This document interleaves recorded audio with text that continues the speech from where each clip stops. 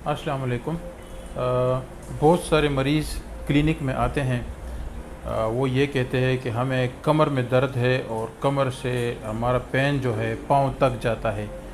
बहुत कम दोनों पाँव में जाती है, ज़्यादातर कभी एक पाँव में कमर से लेकर पेन रेडिएट होती है, यानी नीचे एड़ियों तक जाती है। बाज़ औक़ात राइट में, बाज़ औक़ात लेफ़्ट में। आज हम इसी बीमारी पर बात करेंगे कि कमर में दर्द का होना और साथ साथ यही दर्द नीचे कभी एक पाँव में रेडिएट होना, फैलना, या दूसरे पाँव में रेडिएट होना या फैलना। इस दर्द की वजूहात क्या है, इस बीमारी को क्या कहता है, किस वजह से होती है,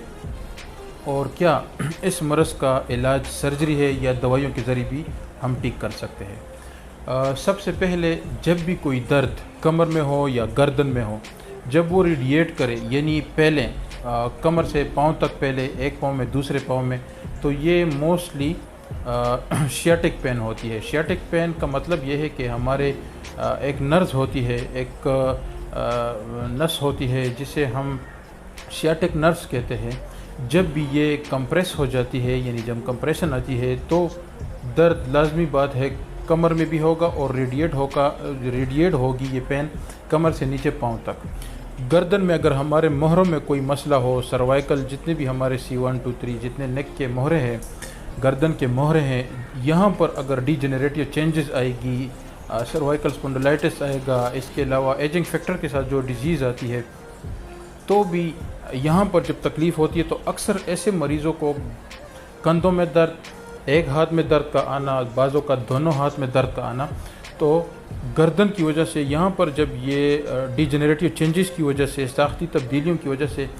नर्व्स जो है कंप्रेस यानी नस दब जाती है, तो ऐसी नोयत में भी पेन रेडिएट होगा या फैलेगा हाथों की तरफ। हमारा चूँकि मौजू कमर से या कमर का दर्द पाँव तक जाना मौजू ये है, तो आज हम इस पे बात करेंगे। मैंने बता भी दिया कि कमर का दर्द जब हो और उसके साथ कभी एक पाँव में दर्द हो, दूसरे पाँव में दर्द हो, बहुत रेयर कोई 10% दोनों पाँव में भी जाती है, तो इसकी वजूहात मुख्तलिफ हो सकती है। यानी नर्व्स कंप्रेशन की या नस का दब जाना जिसे हम आम अल्फाज में कहते हैं, इसकी मुख्तलिफ वजूहात हो सकती है। इस बीमारी को हम शियाटिका कहते हैं या अर्कुनिसा भी कह सकते हैं। ट्रामा की वजह से, यानी बाज़ों का ऐसे पेशेंट आते हैं जिन्होंने महीने पहले, साल पहले शदीद चोट उनको लगा होता है, ट्रामा उनको होती है, बाज़ों का एक्सीडेंट या ओवरलोडिंग की वजह से, ओवर वर्किंग की वजह से इनके जो मोहरे हैं ये इन पे दबाव आता है जिसकी वजह से नर्व्स कंप्रेस हो जाती है और पेन कमर से लेकर नीचे पाँव तक रेडिएट होती है। तो ट्रामा भी इस बीमारी की एक वजह हो सकती है। सेकेंडली, सबसे जो बड़ी वजह है, जो कॉमन वजह है, जिसे हम डीजेनरेटिव चेंजेस कहते हैं। मुख्तलिफ डीजेनरेटिव चेंजेस का मतलब ये है कि मुख्तलिफ वजूहात की बिना पर कमर के मोहरों में साख्ती तब्दीलियाँ आना, मतलब स्टीनोसिस आना। इसके अलावा एजिंग की वजह से, फैक्टर की वजह से, कैल्शियम विटामिन डी कमी की वजह से, न्यूट्रिशनल डिफिशिएंसी की वजह से, मुख्तलिफ वजूहात की बिना बहुत बड़ी वजह है जो हम इस तकलीफ़ की, इस बीमारी की, यानी कमर से नीचे पाँव तक दर्द का फैलना, डीजेनरेटिव चेंजेस की वजह से। डीजेनरेटिव चेंजेस का मतलब यह है कि साख्ती तब्दीली आना। साख्ती तब्दीली आम अल्फाज में वक्त के साथ साथ हमारे जिस्म में जो कमज़ोरी आती है, इस तरह हमारे मोहरों में, हमारे जो कमर के मोहरे हैं, स्पाइनल कार्ड है, इसमें कमज़ोरी आती है जिससे हमारे नर्व्स कंप्रेस हो जाते हैं। मसलन एजिंग की वजह से, न्यूट्रिशनल डिफिशिएंसी की वजह से, कैल्शियम विटामिन डी कमी की वजह से, ट्रामा की वजह से जो मैंने पहले बता दिया, स्टीनोसिस की वजह से, ऑस्टियोफाइट्स की वजह से, इसको हम डीजेनरेटिव चेंजेस या साख्ती तब्दीलियाँ कहते हैं। इसके अलावा और भी वजूहात हो सकती है, लेकिन कॉमन वजूहात दर्द का, कमर के दर्द का पाँव तक फैलना, इसको हम अर्कुनिसा या शियाटिका कहते हैं, यानी नर्व्स कंप्रेस हो जाती है। वजूहात इसकी यही है, ट्रामा की वजह से भी हो सकता है और डीजेनरेटिव चेंजेस की वजह से भी हो सकता है। इलाज मुआलजे के हवाले से, चूँकि मैं एक होम्योपैथिक डॉक्टर हूँ, एलोपैथिक पॉइंट ऑफ व्यू से बहुत सारे मरीज़ हमने देखे, उनको पेन किलर दी जाती है, जब वो ठीक नहीं होते तो सर्जरी का वो मशवरा दे देते हैं। मैं सर्जरी की भी मुखालिफत नहीं करता हूँ, लेकिन बीइंग अ होम्योपैथिक डॉक्टर, ये इस तरह का मसला या इस तरह की बीमारी जो कि कमर में दर्द आती है और पाँव तक फैलती है, तो अल्हम्दुलिल्लाह मेडिकेशन से बहुत जल्दी ये रिकवर हो जाती है। क्योंकि बहुत सारे पेशेंट क्लिनिक में आए थे जिन्होंने सर्जरी की भी थी, लेकिन दोबारा रिकरेंटली, यानी दोबारा उनको ये तकलीफ़ हो गई है।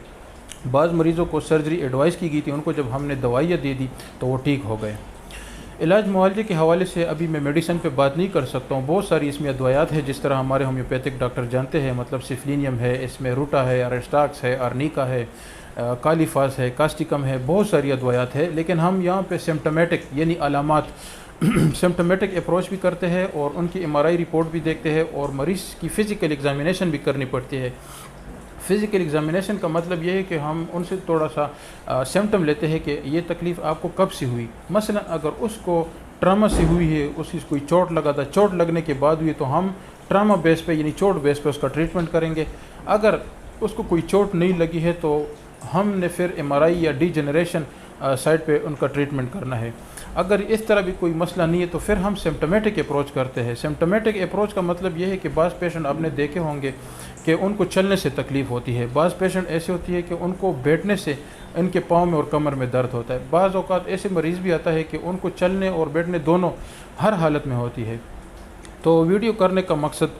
کمر میں جو درد آتی ہے اور نیچے پاؤں تک پھیلتی ہے، موسٹلی یہاں پر سیاٹک نرو کی کمپریشن ہوتی ہے یا ڈیجنریٹو چینجز ہو سکتی ہے یا ٹراما کی وجہ سے ہو سکتی ہے۔ اور ہومیوپیتھک طریقہ علاج میں خوشخبری کی بات یہ ہے کہ اس کی بہت بہترین علاج موجود ہے، اور سب سے جو بڑی خوشخبری ہے پہلے 1-2 دن میں میڈیسن کھانے سے فوراً آرام آ جاتا ہے، 1 مہینہ 2 مہینے دوائی استعمال کرنے کے بعد مریض کی تقریباً سمٹم یا تکلیف جو ہے یا یہ مسئلہ جو ہے کمپلیٹلی ٹھیک ہو سکتا ہے۔